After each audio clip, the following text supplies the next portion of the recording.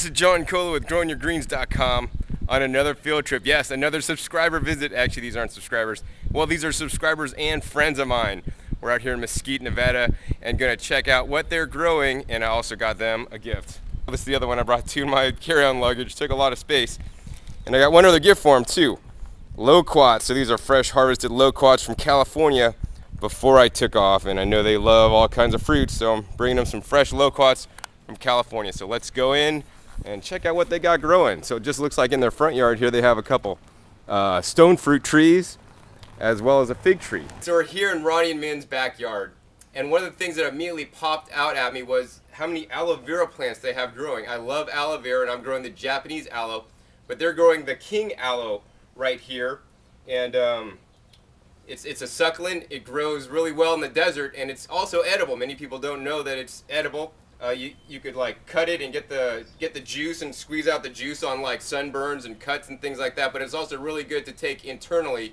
It's supposed to be really healing and good for you. So, Ronnie, why don't you tell me how you guys use this aloe and what kind of recipes you use in it? And I mean, do you just eat the leaves whole, or do you cut them up and take, or what do you do? Well, yeah, Min will come out and she'll cut off a leaf, a nice thick one, and then she'll peel it with her little Vietnamese peeling tool. Okay. And then she'll take the inside, wash it off, slice it up, put it in a blender with some orange juice. And then from there, that's basically it. When you whip it up, it'll come out like an orange Julius. It'll have a little bit of fuzzy. It's a great drink. And you could add some sweetener there if you're a person that likes sweetener. You could add mint and almost anything that you wanted to that. But basically, it's just orange juice and aloe vera. And I tell you, Min's been drinking this all her life. But when she introduced it to me, John, one thing that I found out immediately was, this is one of those things, when you drink it, you feel it right away. I mean, you can feel something is happening in your stomach and then later on in your body, because this stuff goes to work and you can feel it. It's powerful. The other thing about it is it's a beautiful plant. Right now it doesn't have its stalk and its flower, but these things will grow beautiful flowers, so you get to look at it. It's medicinal. Out in the desert, this is almost like a staple, because if you have any kind of a skin irritation, a bug bite, or a sunburn, you break it off and rub the gel right on your skin, and it's the same stuff that you buy in all these packages.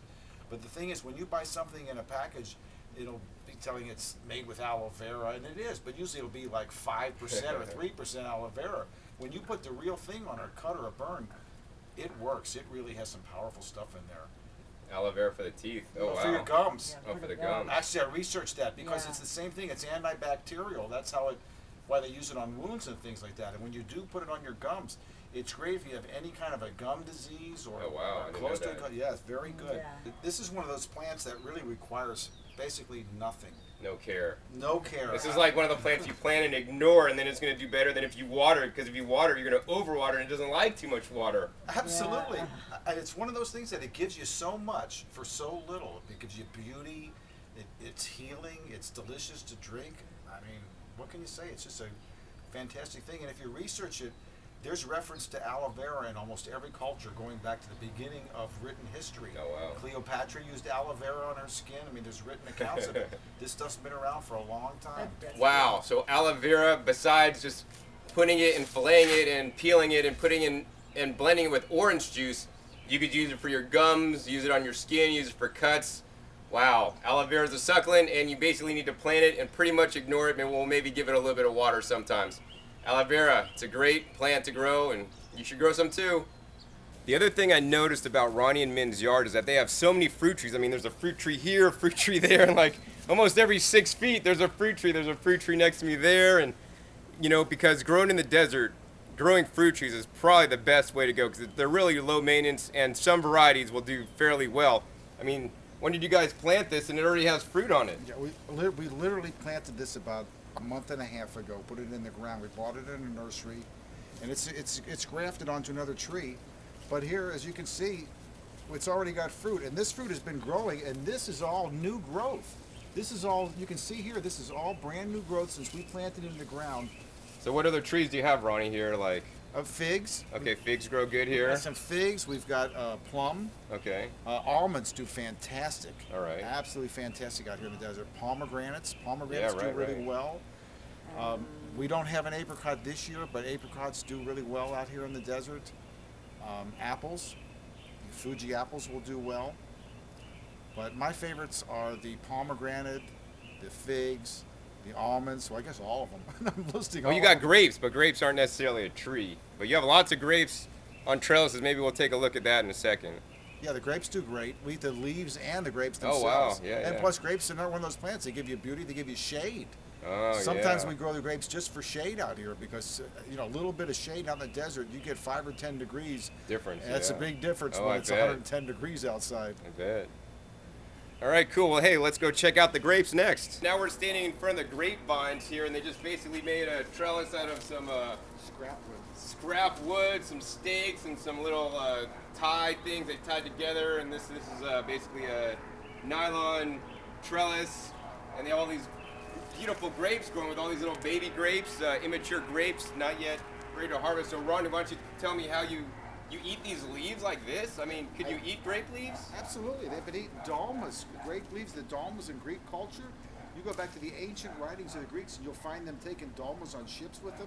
What they would do is they would take the grape leaves and they would cook them, and they would store them, and then they would roll them up with rice and vegetables or whatever. Well, we don't cook, Min and I don't cook, so we just roll them up with pate or raw rice and vegetables, and we eat them.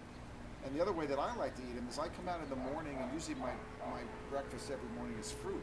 But after I've had my fruit, I'll go get a date and a almond or some seeds or nuts, and I'll put it inside the grape leaf, roll it up. If I had one here right now, I'd eat it. Roll it up and eat it. And they're great. I mean, people have been eating grape leaves for centuries. If you look it up on the internet, you'll find out there's some really, a lot of vitamins and nutrition inside grape leaves, as long as the fiber. And then they give us the grapes too, of course. And a little vine like this, last year off of this vine, we got over 12 pounds of grapes. 12 pounds of grapes just off this one vine here. That's amazing. So fruit trees and grapes and vines will yield a lot per the space they're growing in, and they're really low maintenance compared to vegetables. So I'm gonna go ahead and try a grape leaf. Well, it doesn't taste like my tree collards, but it's edible, and if the Greeks used to do it, we've been eating these for a long time. And actually, you could go into a Greek store and buy these in oil, right? And it's actually you're supposed to buy those. So why not use your grape leaves fresh? Ronnie and Min have 3 raised beds, and this bed basically has chard, and they're picking ripe tomatoes. So it's the beginning of June, and my tomatoes aren't even near being ripe yet, but we're harvesting fresh ripe tomatoes here in the beginning of June here in Mesquite, Nevada, in the desert where it's so hot. Yeah, so they grow here in the backyard, but when I came, they had this all covered with shade cloth, and that's to help reduce the heat, to keep things a little bit cooler. And he puts this shade cloth over everything, so that could be definitely important. Growing in the desert, definitely keeping your things shaded so it doesn't get too hot. Also, mulching is very important, and keeping things watered as well. And dripping, using the drip system down close to the ground, because out here it'll evaporate. Right. You can water with a hose, and I can guarantee you that probably half of it's just going right back up in the air.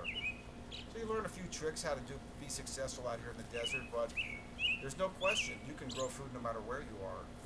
I brought on the plane with me my famous tree collards, so we're going to present this to them as a gift, so hopefully they could grow some tree collards out here in Las Vegas. So they might have to keep this on the inside for a little while and then acclimate it, and then it'll be really interesting to see how well it does outside. I don't know that I'd plant it in full sun. Maybe have it in a pot you could take in and kind of monitor it. But here you go. So see, I'm doing my part to spread the genetic wealth and spread this, because these plants are pretty rare actually, and you can't propagate these by seeds because they don't go to seed. So I'm sharing plants. This is just like seed saving. And then when I got here, then they're offering me a plant too. So this is really exciting for me. And Min or Ronnie, do you want to tell me what that one is? Min, tell them about the hat. No. Oh, we'll tell them in a minute. Well, this is called hat. Can you say it? I can't say it right. Yeah. How do you say it? Hat. Hat. This is called hat, and Min brought this from Vietnam. She's been eating this since you were a child, right? A little girl. Yeah. And basically, it grows like grass. And John, you said this is a member of what family? Kind of like I think garlic? it's the allium or garlic and onion family that has a resemblance of flavor like that. Maybe not like chives, but different like that. But I'll know when I see the root balls and I don't know stuff. what family it's from, but I know this. It grows like crazy. The minute you cut it off, it'll grow back in about 3 or 4 days. It'll be this tall. and it's free, which is my favorite thing about food. Just come out and pick it every day, and Min, you put it in wraps, salads, put it in Yeah, everything. yeah, I put everything in here. Uh-huh. Right, Ha, so- there you go. I feel like Ha! This is called ha. Is that right? Yeah. And yeah, so it's from Vietnam, another herb. It's going to be planted in my herb garden. So we'll watch for the ha, soon in my herb garden. Yeah. Right. So this is John Kohler with growingyourgreens.com. Keep on growing. And you have anything you want to say? I want to thank the Academy for this award. We'll see you next time.